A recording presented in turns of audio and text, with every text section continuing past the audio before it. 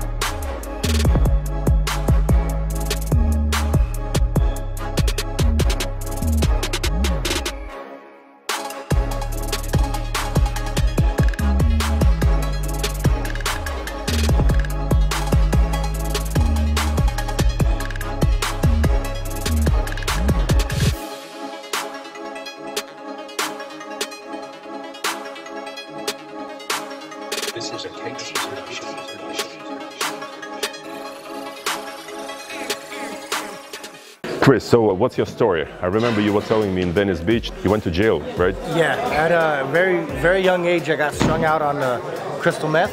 Started drinking at about 10, 11 years old, and by 12 I was already strung out on crystal meth. I got wrapped up in gang life and drugs, and I ended up spending about 10 years of my life in jail. Where was that? Where did you grow up? I grew up in San Pedro, California, a suburb of Los Angeles. And I got wrapped up in gangs, and I ended up doing a lot of robberies and a lot of just stupid things, man, really dumb things that had me so wrapped up in drugs that I just had a hard time getting away from. When did you get in jail for the first time? How old were you? 11. At 11? Yeah. And then you told me that you were like in and out all the time, right? Yeah, once I went inside for the first time, I never made it more than 60 days out before I went back in. That's crazy. Yeah, I was really wrapped up, fucked up. How was it there in terms of sports? And I mean, when did sports come into your life? So I worked out a lot while in jail. You did? Yeah, I worked out a lot, as in just body weight movements, you know, like push-ups, dips, and pull-ups. It was like a big thing to try to be strong, make sure to protect yourself from the bullshit that's in there. But I didn't find sports till a few years after I got out of prison. I got out of prison, and I vowed not to go back to prison for my mom. The entire time that I was fucking up on drugs and going in and out of prison, my mom never gave up on me. She would put me in jail. If I got high and if I was all messed up, she would put me there. She'd call the cops, she'd put me there. She didn't care. She wasn't putting up with no bullshit, you know? But then she'd come see me the next day and every weekend and tell me that she loved me and that she knew that there was something better for me, that if I would just work for it. So when I got out of prison, I vowed that I wasn't gonna go back, because I wanted to show her that I could change for her. How old were you then? I was 22. I finally vowed that I wasn't gonna go back, and I ended up getting a small little job. Like at 22. At 22, for the first time ever to have a job, I was washing dishes, just to show my mom that I could work and be a normal piece of society, you know? Yeah. And in 2012, I lost my mom to cancer. How old are you right now? I am 30 years old. 30, so that was 2012, that's 5 years ago. So 3 years after you got out of jail, huh? So at least she had some time to see that you straightened up. Yeah, I gave her a few years of seeing her, being with her, and working, showing her that I could get away from the gangs and get away from the drugs. And then I didn't like my job. I pretty much hated my job. Yeah. It was, you know, and but I was working to show her that I could do it, that I could change. So when I lost her in 2012, it wasn't that I wanted to go back to drugs and go back to all the gang life and everything, but it was that I didn't care anymore. I see what you're saying. You know, like when she was around, I was like, I will never do it again. I'll never do it again. But then when she was gone, I was like, yeah, I don't give a shit what happens. And what happened? It's maybe about 6 months, 8 months after she passed away. I was unraveling, just mentally. Like I said, I didn't care about anything. I had no drive. I had no ambition for nothing. And I went to the gym, not to get strong and not to get big or anything like that. I went to the gym to exhaust myself. Because just at night, get it out of the system. Yeah. Because at night I wouldn't sleep. I would just like dwell on how I didn't have her anymore, you know? Yeah. So I went to the gym to try to just exhaust my body so that it would turn off at night. And I saw a guy doing muscle up. First time I ever seen that in my life. I spent all this time in prison doing pull-ups and everything. Pull the bar all the way to my throat every time. I'm like, dude, I'm strong. I can fucking do 20. 25, like, you know, I'm fucking strong. Yeah. But then I saw the guy do a muscle up all the way to his hip. I was like, the fuck? I didn't even know what it was. I was like, that blew me away, you know? Then the same guy did a 360 and cut the bar again. And I was like, well, I don't have no idea what this is. But you know, I wanted to know more. And I'm like, coming from jail, like, I'm not the type of person just to like, hey, what's up? You know, like, I don't dive into other people's business or anything like that, you know? So I was lucky that one of the guys saw me watching them like, what the fuck, you know? And he invited me over. He's like, hey, come here, man, you want to try this? And I was like, dude, I don't even know what the fuck that is. And he was like, dude, just come by, I'll show you what's up, you know? So I was like, oh, dude, let me try. And I started to, I tried, and I didn't know what the fuck I was doing, but they helped me. And I believe that my mom connected me with it, because I think that I believe that saw me falling apart and gave me something that I cared about again. Like, I was so passionate. I wanted to learn more about this.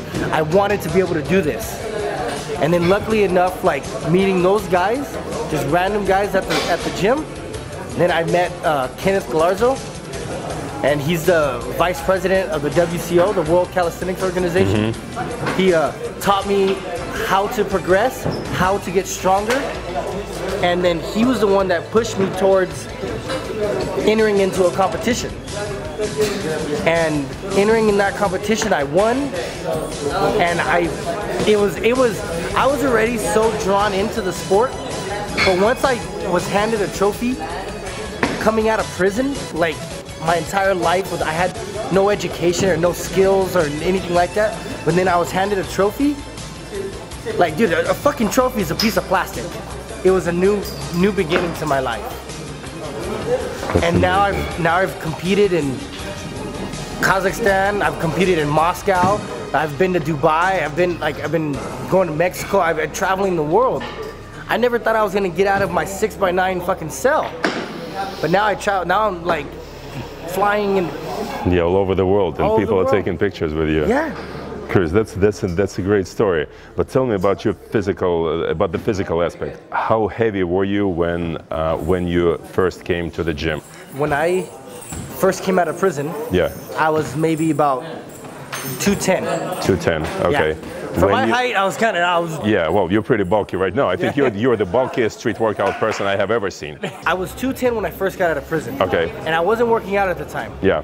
And to let you know, like, where my mental state was, right? I was about 210, 205, and when I lost my mom, I went down to like 145.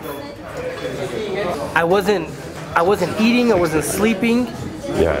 I completely was just falling apart from the inside and out. And when I started to do my workout, when I found this and I got passionate about it, that's when everything changed for the better.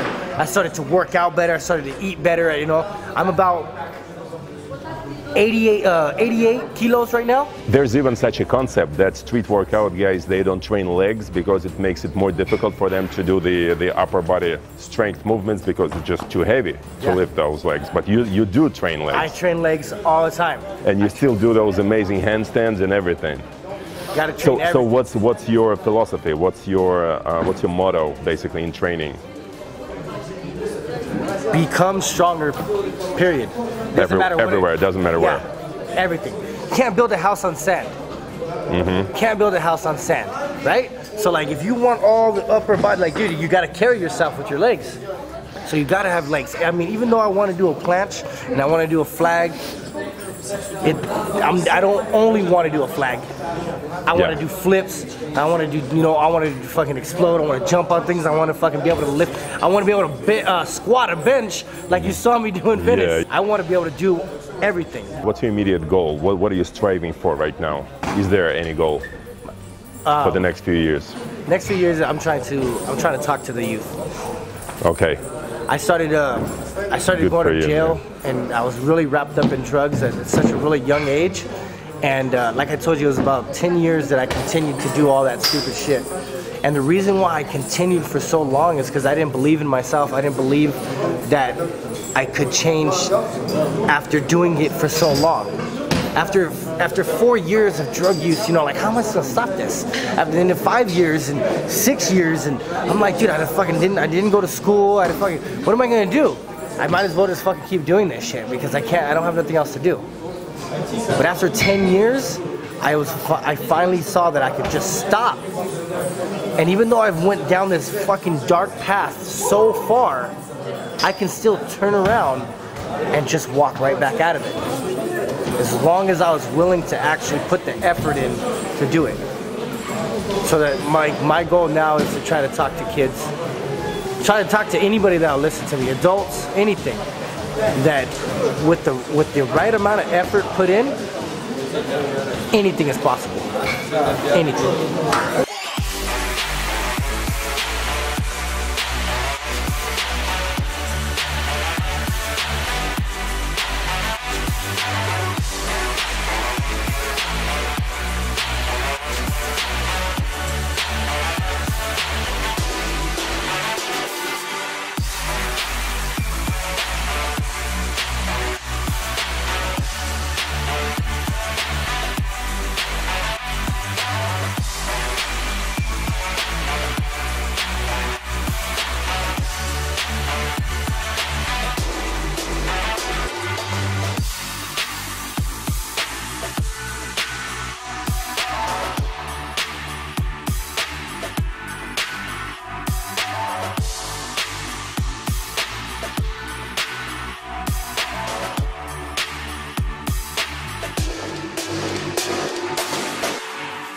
Друзья, я надеюсь, вам понравилось это интервью. Также надеюсь, что оно было для вас мотивирующим. Я благодарен вам за внимание. Теперь небольшая новость для тех из вас, кто не является подписчиком моего канала о питании. На этом канале проходит проект, в рамках которого у вас есть возможность встретиться со мной и сразиться за призы. Призы денежные — это 100 тысяч рублей, и гриль, электрический гриль, на котором я готовлю большую часть блюд в рамках того блога, вы можете выиграть также. Значит, что вам для этого нужно? Вам не нужно быть профессиональным кулинаром, но вам нужно иметь рецепт блюда, которым вы сами пользуетесь, здорового и полезного блюда, естественно. И вам нужно иметь смелости достаточно, чтобы записать минутное видео с рассказом об этом блюде и выложить это описание у себя в Инстаграм. То есть вы поняли, вам не нужно готовить, вам нужно просто положить перед собой продукты и рассказать в течение минуты об этом блюде, почему оно интересное, вкусное, полезное, и выложить в Инстаграм с хэштегом, который вы сейчас видите на экране. В начале этого рассказа нужно сказать, что я снимаю это видео для участия в 3-м сезоне «Битвы на гриле». Вот и вся сложность. Это блюдо нужно быть в состоянии приготовить на раскаленной поверхности. Чем быстрее вы выложите это видео, тем выше вероятность, что вы попадете уже через неделю в обзор этих видео в следующем выпуске на канале о питании. Короче, друзья, я вас призываю к участию. За ваши видео потом будут голосовать, будут выбраны 6 лидеров по количеству голосов. Точнее даже так, сначала жюри, в которое вхожу и я, выберет 15 наиболее интересных рецептов. Потом уже пройдет голосование в Инстаграм, где будут выбраны 6 финалистов. Если вы живете не в Москве, вам будет оплачен билет для того, чтобы приехать на финал. То есть, в общем, никаких расходов с вашей стороны, только главный расход — это решиться на запись минутного видео и выложить его у себя в Инстаграм. Вот и все. Так что, ребят, давайте, дерзайте, я жду ваших видео. Удачи, пока!